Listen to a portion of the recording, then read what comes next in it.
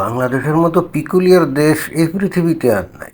দেখেন ঘটনা কি, গাজীপুরে আবাসিক হোটেলে একাধিক নারীসহ আটক হুজুর। তো এখন হোটেলের মধ্যে নিয়ে ঢুকবে না তো কোথায় ঢুকবে? বাংলাদেশে কি ফাঁকা জায়গা আছে নাকি, বা ওই ধরনের বাড়িঘর আছে আলাদা? যেমন সৌদি আরবে একজন লোক 3-4টে বিয়ে করে নিয়ে এসে 3-4টে বাড়িতে রাখে, তার সামর্থ্য আছে এই জন্য রাখে। বাংলাদেশে ঢাকা শহরে এরকম কি একজনের 2-3টা এরকম থাকার মতো ব্যবস্থা আছে নাকি? নাই। তো তাহলে কোথায় নিয়ে যাবে? হোটেলেই তো নিয়ে যাবে, তাই না? তো এখন হোটেলে নিয়ে গেলে পুলিশ গিয়ে সেখানে হাজরে দেবে, তাদেরকে ধরে নিয়ে যাবে, এটা কোন ধরনের কথা? কিন্তু তার সাথে আসল বিষয় হলো অন্য। সেটা হলো যে এই হুজুর সহ আটক করছে নারীতে, অর্থাৎ হুজুররাই নারীকে নিয়ে গেছিলো কোথায়? হোটেলে। তাদের ইমানদণ্ড উত্থিত হয়ে গেছিলো সেটাকে ঠান্ডা করার জন্য। আরে ভাই, কী অদ্ভুত ব্যাপার! শরীরে ইমানদণ্ড, মানে পুরুষ মানুষের দেহে ইমানদণ্ড থাকবে, প্রাকৃতিকভাবে সেটা উত্থিত হবে, তো তার যে উদ্গীরণকৃত লাভা সেটাও তো মানে বের করে দিতে হবে, মানে উদ্গীরণ করার জন্য অ্যালাউ করতে হবে, তাই না? এখন সেটা যদি অ্যালাউ না করে তাহলে তো আর এক সমস্যা। তাহলে এই হুজুরা কী করবে? তাহলে হুজুররা ওই যে মাদ্রাসায় যেখানে আছে সেখানে যে ছোটো ছোটো বাচ্চা আছে, তাহলে তো সেখানে কি ছোটো ক্ষুদ্র পায়ুপথে বৃহৎ ইমানদণ্ড প্রবিষ্ট করাবে না? তারপরে ওই তাদের পায়ুপথ ক্ষত বিক্ষত করবে, রক্তাক্ত করবে। তারপরে ওই বাচ্চাটা যদি এরকম করে আমি বলে দেবো হুজুর আপনি এই যে খারাপ কাজ করছেন, তো তাইলে ও অনেক ক্ষেত্রে তো হুজুরে তাকে হত্যাও করে ফেলে, সেটা তো আমরা দেখছি। তো এই কাজ থেকে বিরত রেখে নিজেদেরকে তারা ওই নারী নিয়ে হোটেলের মধ্যে ঢুকছিল। তো মাগনা নাকি? হোটেলওয়ালা কি মাগনা ঢুকতে দিছিল নাকি? হোটেলে ভাড়া দিছিল না। আর হোটেলে একজন পুরুষ আর একজন নারী প্রাপ্তবয়স্ক উভয়ের সম্মতিতে যদি গিয়ে ভাড়া নেয় রুমের মধ্যে, এখন সেখানে গল্প করলো নাকি ইমানদণ্ড ঠান্ডা করলো, ভাই এটা তো তাদের ব্যাপার, এটা তো হোটেল মালিকেরও ব্যাপার না, আর এটা পুলিশেরও ব্যাপার না। আর বাংলাদেশে এমন কোনো আইন আছে যে একজন পুরুষ আর একজন নারী তারা উভয়ের সম্মতিতে এই হোটেলের মধ্যে ঢুকলে সেটা অন্যায় বা অপরাধ? আমার তো মনে হয় যে এই ধরনের কোনো আইন নেই। কি আছে নাকি? তাহলে পুলিশ এখানে কোন বিধিতে এই যে এই হুজুরকে ধরে যে নিয়ে যাচ্ছে, এটা তো কঠিনও না। তাবাদি কি হুজুর ইসলামের ধারক বাহক প্রচারক, নবীর ওয়ারেস, রাইট? তো নবীর ওয়ারেসকে এই পুলিশ যে ধরলো, তাদের কি মরণের ভয় নাই? হ্যাঁ, সরকার বলছে বলেই কি তাদেরকে, মানে সরকার কি বলছে? সরকার তো আইন করে দিয়েছে যে সে কি করবে না করবে, তাই না? সরকার মানে এখন তারেক রহমান আছে, সে কি বলবে নাকি এই তুমি ওই হোটেলে যে ওরে ধরো? না, এ ধরনের বিষয় আসে হয়তো না। এদের পুলিশের আইন আছে, কোন কেস কোন জায়গায় কোনো কিছু হলে কিভাবে গ্রেপ্তার করা লাগবে, না ধরে আনা লাগবে, কি সম্পর্কিত বিধিবিধান আছে। তো ওই বিধিবিধানে একটা পূর্ণাঙ্গ পুরুষ একটা পূর্ণাঙ্গ নারী একটা হোটেল রুমে ঢুকলো, তো তাদেরকে ধরে গ্রেপ্তার করে আনবে, মানে এটা এ ধরনের আইন আছে নাকি? নাই। তাহলে পুলিশ ওখানে গেল কী করে? আর এই পুলিশের কি মরণের ভয় নাই? এ কি মমিন মুসলমান না? সেখানে হুজুর গেছে, সে হুজুরকে তারা ধরে আনছে, নবীর ওয়ারেসকে অপমান করছে। এখন যদি আমরা ধরি যে হুজুর ওই মেয়েটাকে বিয়ে করে নেয়, না করে হোটেল রুমে ঢুকছে ইটস, এবং এতেও তো কোনো মানে এমনিতেই সরকারি আইন নেই। এখন ধর্মীয়ভাবে এটা অন্যায় কিনা? আচ্ছা, অনেকে বলবে হ্যাঁ হুজুর মানুষ, যে মানুষকে ইসলাম শিখায় সে কি করে এরকম কলগার্ল নিয়ে অথবা যে কোনো নারী নিয়ে এরকম হোটেল রুমে ঢুকে এই যে এই ইমানদণ্ডের ঠান্ডা করার কাজকর্ম, মানে যৌনকেলি করে আর কি, এটা কি অন্যায় না? আসলে বিষয় হলো এটা ইসলামও জানে না। ইসলামে তো এটা বৈধ। অনেকে বলবে এটা আবার আপনি কি বলেন? জি ভাই, এটা তো বৈধ, আমরা তো জানি, এই যে কোরআনে আছে তো। কোরআনের এই যে 4 নম্বর যে সূরা আন-নিসা তার 24 নম্বর আয়াতে যে পরিষ্কার বলা আছে, নারীদের মধ্যে বিবাহ বন্ধনে আবদ্ধ নারীগণ তোমাদের জন্য নিষিদ্ধ। অর্থাৎ অন্যের বিবাহিতা স্ত্রী তার সাথে যৌন কাজ করা যাবে না, এই জন্য কাজ নিষিদ্ধ। কিন্তু তোমাদের অধিকারভুক্ত দাসীদের বাদে, অর্থাৎ যদি দাসী থাকে তাহলে হ্যাঁ তার সাথে কিন্তু যৌন কাজ করা যাবে। আল্লাহ এসব ব্যবস্থা তোমাদের উপর ফরজ করে দিয়েছেন। হ্যাঁ, আল্লাহ বলছে হ্যাঁ তোমার যদি ঘরে দাসী বান্দি থাকে তাহলে তার সাথে যৌন সঙ্গম হালাল, অর্থাৎ করা যাবে, স্ত্রীর সাথে যেমন যৌন কাজ করা যায়। কিন্তু অন্যের বিবাহিতা স্ত্রীর প্রতি কোনো রকম কুনজর দেওয়া যাবে না, এবং তাদের সাথে যৌন সঙ্গম এটা কি কঠিনভাবে হারাম, কঠিনভাবে হারাম। এখন অনেকে বলবে এখন তো ওই দাসী নাই, তাহলে কিভাবে কি? আরে ভাই, দাসী নাই এটা তো কোরআনে আল্লাহ বলছে দাসী প্রথা হালাল, অর্থাৎ দাসীর সাথে যৌন সঙ্গম কখন হতে পারে? যদি দাসী থাকে, তার মানে এটা স্বতঃস্ফূর্তভাবে আল্লাহ এখানে ওই পূর্ব থেকে চলে আসা যে দাস দাসী প্রথা এটা বহাল রাখছে, এটাই, তাই না? এখন এই যে ইহুদি নাসারা কাফেরদের পাল্লায় পড়ে এই যে মুসলিম দেশে এবং একই সঙ্গে বাংলাদেশে এই যে দাস দাসী প্রথা যে এই যে অনেক আগে বাতিল করছে, এটা কেন করছে এটা তো বললাম না। 91-92% মুসলিমের দেশে আল্লাহর আইন বাতিল করে দিবে ওই ইহুদি নাসারাদের পাল্লায় পড়ে। ভাই, তাহলে তো বাংলাদেশের কোনো মুমিন মুসলমান ভাই জান্নাতে যাবে না। আপনাদের এত বড় দুঃসাহস হয় কি করে যে আল্লাহ দাসীর সাথে যৌন সঙ্গম হালাল করলো, অর্থাৎ দাস দাসী প্রথা বহাল রাখলো, আপনি এসে ইহুদি নাসারা কাফেরদের পাল্লায় পড়ে তাদের কুমন্ত্রণায়, অর্থাৎ শয়তানের কুমন্ত্রণায় এমন সেটা বাতিল করে দিলেন, হারাম করে দিলেন। এরপর আপনি আশা করেন বেহেশতে যাবেন? আপনি কি মানে মস্কারা করেন আল্লাহর সাথে? তারপরে কি বলছে? তোমাদের জন্য নিষিদ্ধ নারীদের ছাড়া অন্যান্য সকল নারীদেরকে মোহরের অর্থের বদলে বিবাহ বন্ধনে আবদ্ধ করতে চাওয়া তোমাদের জন্য বৈধ করা হয়েছে, অবৈধ যৌন সম্পর্কের জন্য নয়। অতঃপর তাদের মধ্যে যাদের তোমরা সম্ভোগে করেছো, খেয়াল করছে, অর্থাৎ আগে সম্ভোগ হয়ে গেছে, অর্থাৎ এখানে কিন্তু যৌনকেলি হয়ে গেছে, অর্থাৎ উত্থিত মানদণ্ড ঠান্ডা করা হয়ে গেছে।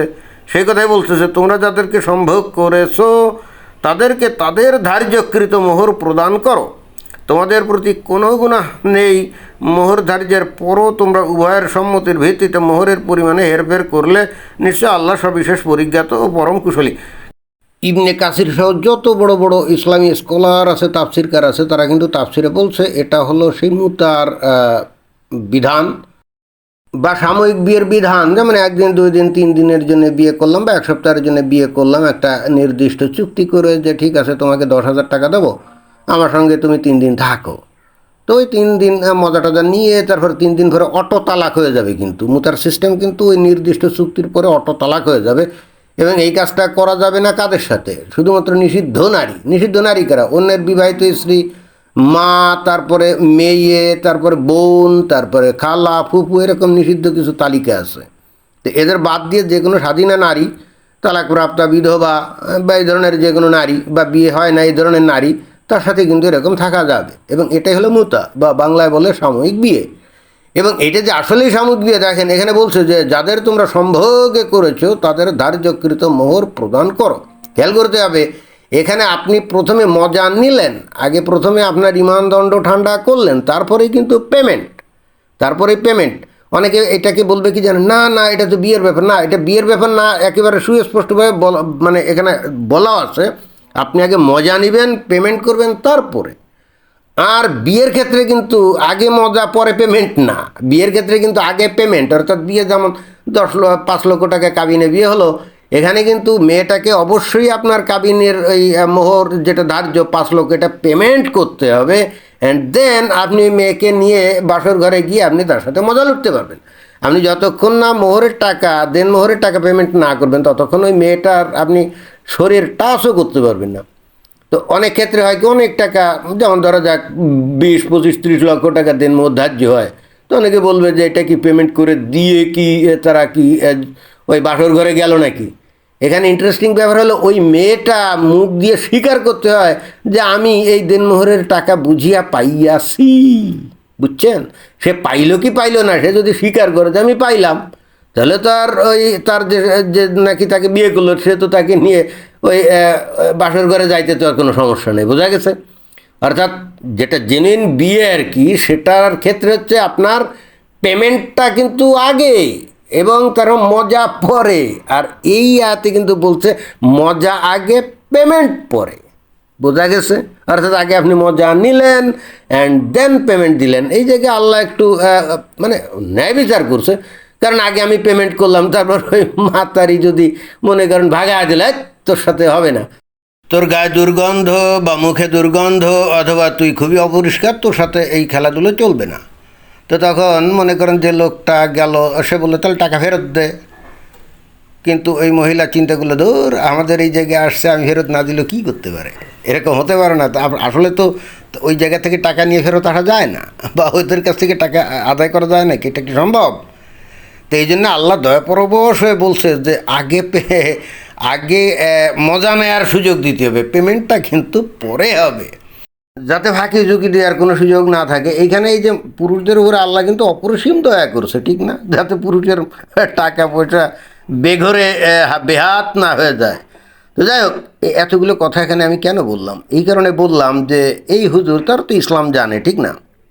তারা কিন্তু ঠিক এই কাজটাই করছে। ওই যে দুই হুজুর যে মেয়ের দুইটাকে নিয়ে গেছে, তার সাথে বলছে যে তোমাদের সাথে 2 ঘন্টা বা 3 ঘন্টা বা একদিনের একটা মুতা, তো চলো যাই। এত কন্ট্যাক্ট করছে, ঠিক আছে, 5,000 টাকা করে পার হেড, তো গেছে।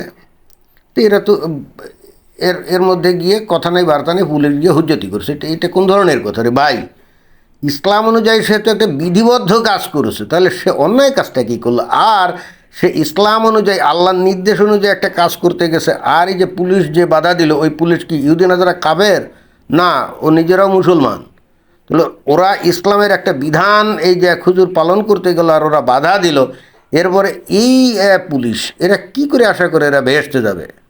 এরা এরপরে যত নামাজ রোজা হজ জাকাত করে কোনো কিছুতেই তো কিছু যাবে আসবে না, তাই না? পরিশেষে একটা কথা বলি যে দেখেন, এদের কোনো আপনারা সুযোগ দিবেন না। অনেকে বলবে যে বাংলাদেশে কি মুতা চালু আছে নাকি, এটা তো ইরানের শিয়াদের মধ্যে চালু। আরে ভাই, ইরানের শিয়াদের মধ্যে চালু কি? কোরআনে আছে। আপনি বাংলাদেশে এটা রদ করে রাখছেন কেন? আমি তো কোরআন থেকে দেখালাম, সূরা নিসার 24 নম্বর আয়াতে, রাইট? তো যেটা নাকি আল্লাহ বিধান দিয়েছে, এক দাসীর সাথেও যৌন সঙ্গম করার সুযোগ দিবেন না, আল্লাহর নির্দেশ। তারপরে আমি মুতা করব, তাও আপনি সেই সুযোগ দিবেন না। মানে বিষয়টা কি? আবার বলবেন যে বাংলাদেশ হলো 91-92% মুসলমানের দেশ। তো এখন হুজুরদের থেকে, আলেমদের থেকে আপনারা কি ইসলাম বেশি জানেন?